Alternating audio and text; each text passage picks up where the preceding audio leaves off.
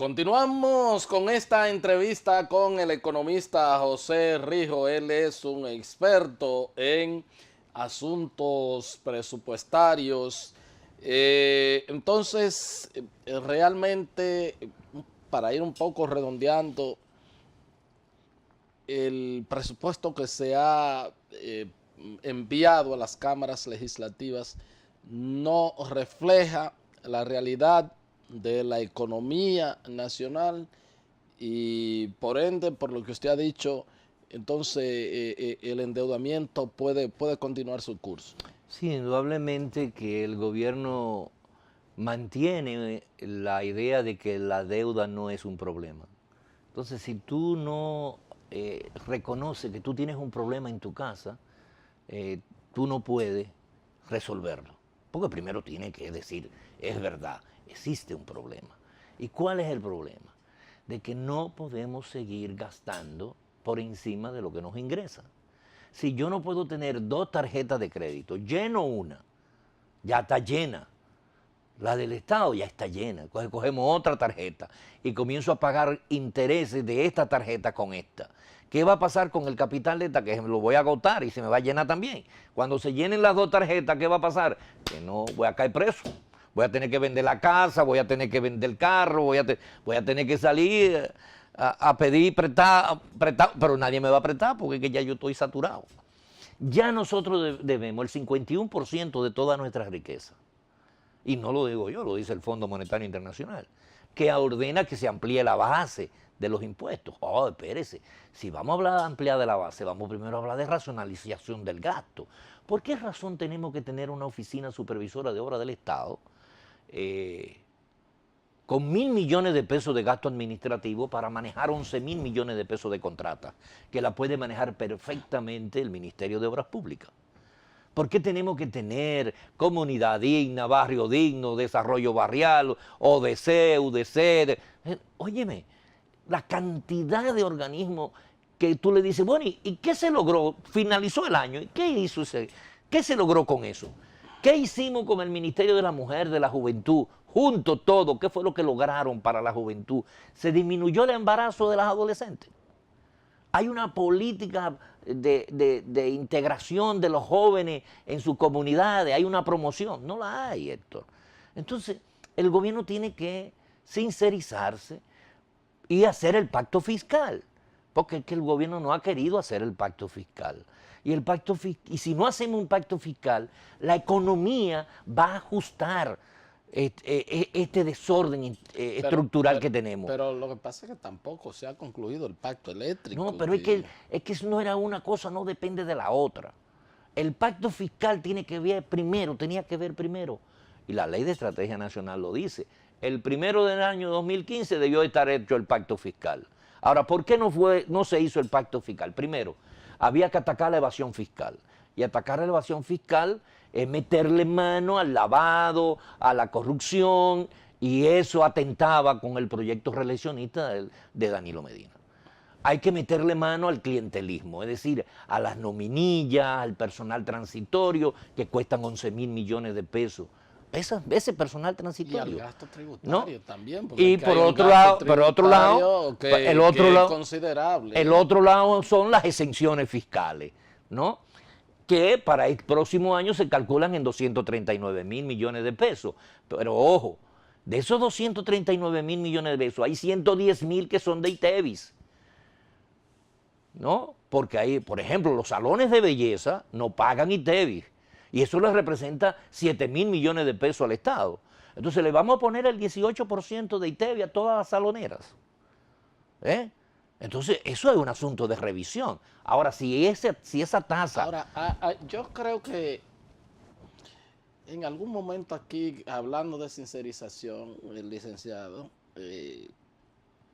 todo tendrá que sincerizarse porque resulta, y es verdad, bueno, el salonero, la salonera no se le puede poner un impuesto, pero cuando vayan a ver en un salón de belleza se gana alguien 30.000 pesos al mes, 35.000 pesos, quizás más que Yo no digo que pague el 18, yo no digo que pague todo, pero digo, yo sé por dónde tú vas. Pero digo que... Pero hay un pago de impuestos. Ah, bueno. No, y indirecto, mucho. Indirecto, sí, porque mientras tú compras esto, tú pagas el estás pagando, esto, sí. y eso no se lo... Porque cuando viene a ver, tú pagas y te en varias ocasiones.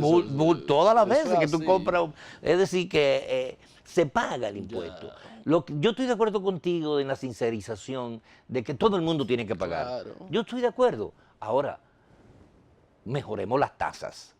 Por ejemplo, la persona que gana 40,000 pesos no puede aplicarle un 25% de impuestos sobre la renta y al que gana 1,000,000 de pesos ponerle 25%. No, eso no puede Entonces, ser. tenemos que, el que más gana tiene que pagar Es más. igual que con las chapas de los vehículos, o sea, un vehículo que te cueste $250,000 como Bueno, hay. pero esa es una de las razones por las cuales el proyecto reeleccionista no atacaba, porque en la reforma tributaria del 12 se estableció que la placa iba a ser el 1% del costo del vehículo, y eso no se ha aplicado.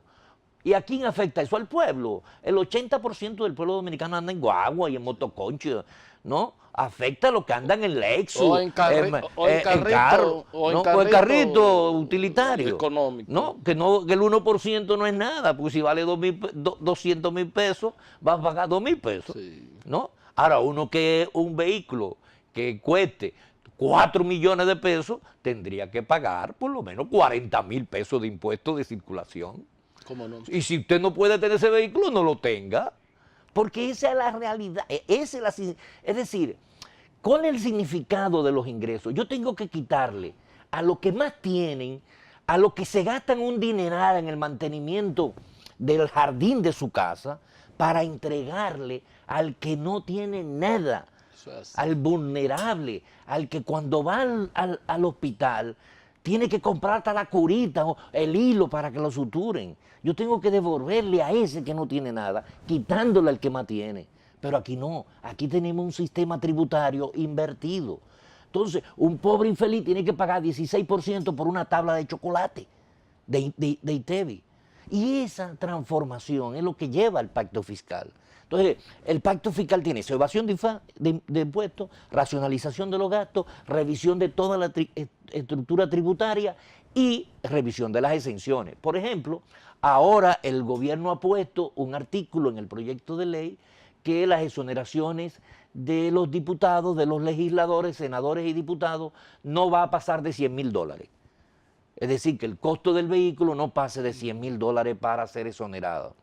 Y ha eliminado las exoneraciones a todos los organismos del Estado para el próximo año. Es una buena medida. Claro. Es una buena medida que yo celebro. Ahora, yo no celebro que se le autorice al presidente de la República a buscar, si hay calamidad, el 0.5% del PIB, es decir, 19,000 millones de pesos, para que él lo gaste a discreción y después se lo informe al Congreso.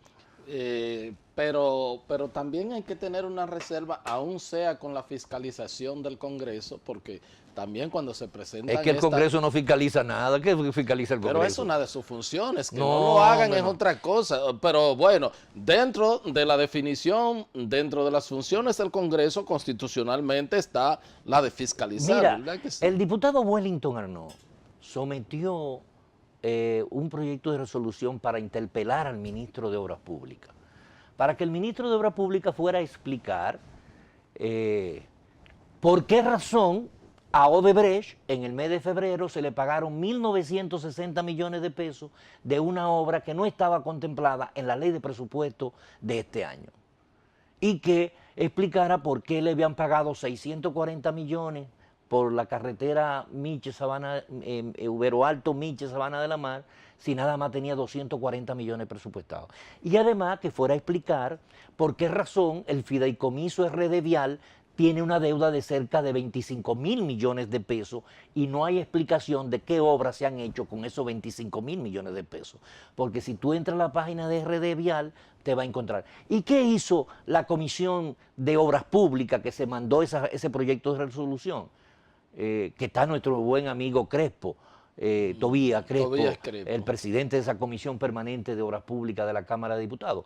Pues simplemente la comisión le dio larga un mes y al mes hay que dar una, y él se pidió otra vez otro mes. Al final, bueno, decidamos. Sí, ¿Y qué decidió la comisión? Ah, no, la comisión decidió, porque esa comisión está integrada por 15 miembros. 10 son, 8 son del PLD, 2 son del PRD y 5 son de la oposición. Y esos 10 decidieron que el ministro no tenía que ir a una interpelación, que es uno de los elementos fundamentales en una democracia, porque es el intercambio entre yo, legislador, que te autoricé a ti, ente administrador, a gastar conforme a una ley, porque de eso que se trata la ley de presupuesto. Siempre. Es la autorización que le da el Congreso para que se ejecute conforme al plan que se presenta. Claro. Entonces tú no me puedes cambiar después. Ahora, ¿qué ha pasado en los últimos años? Bueno, con Vicente Bengoa se creó, se inventó el famoso presupuesto complementario, que fue el que inventó esa idea de que no, vamos a dar un presupuesto complementario, eso no existe en la ley.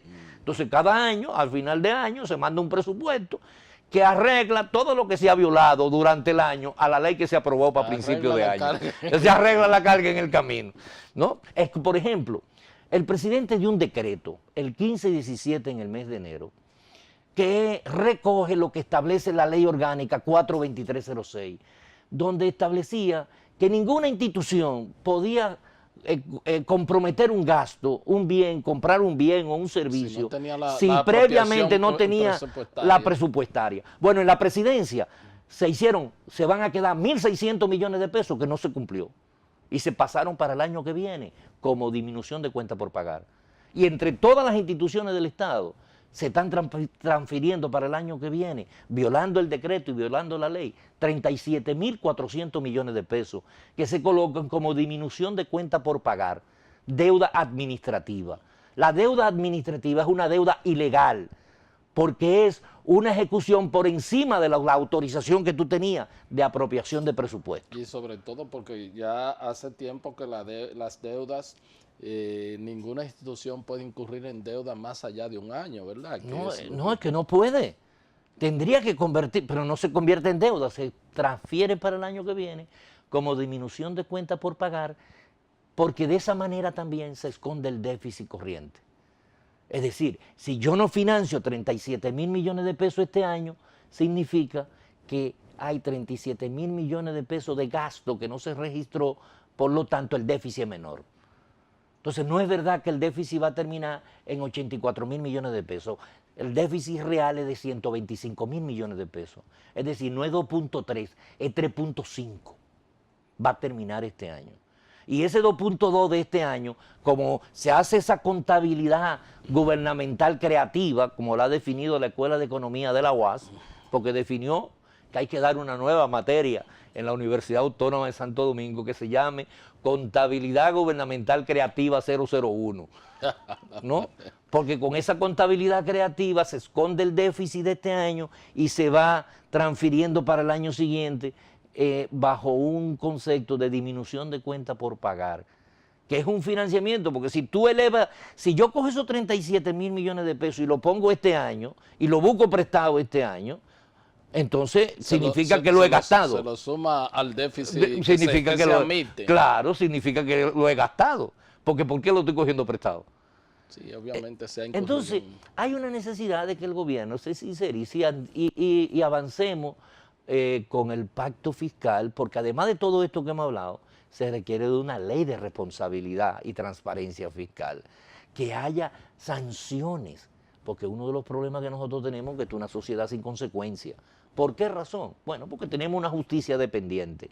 De acuerdo al Foro Económico Mundial, de 137 países evaluados ahora en el índice global de competitividad, en independencia de la justicia estamos en el lugar 130.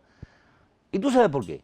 Porque yo oía al presidente de la Suprema quejarse de que no le dan el dinero, pero las 2/3 partes, señor presidente, honorable presidente de la Suprema, las 2/3 partes de los miembros de la Suprema pueden hacer una instancia para inhabilitar al director de presupuesto, al director, al tesorero, al contralor y administrador del Banco de Reserva, si no le dan el 2.66%. Porque nada más se le puede modificar al Poder Judicial el presupuesto que ella somete sí hay una disminución de los ingresos y se está estimando un crecimiento de un 15% en los ingresos. Entonces no hay disminución, no hay justificación para no cumplir con el mandato de la ley 194 que le da la autonomía, el 2.66 a la Suprema, pero la Suprema no asume su responsabilidad.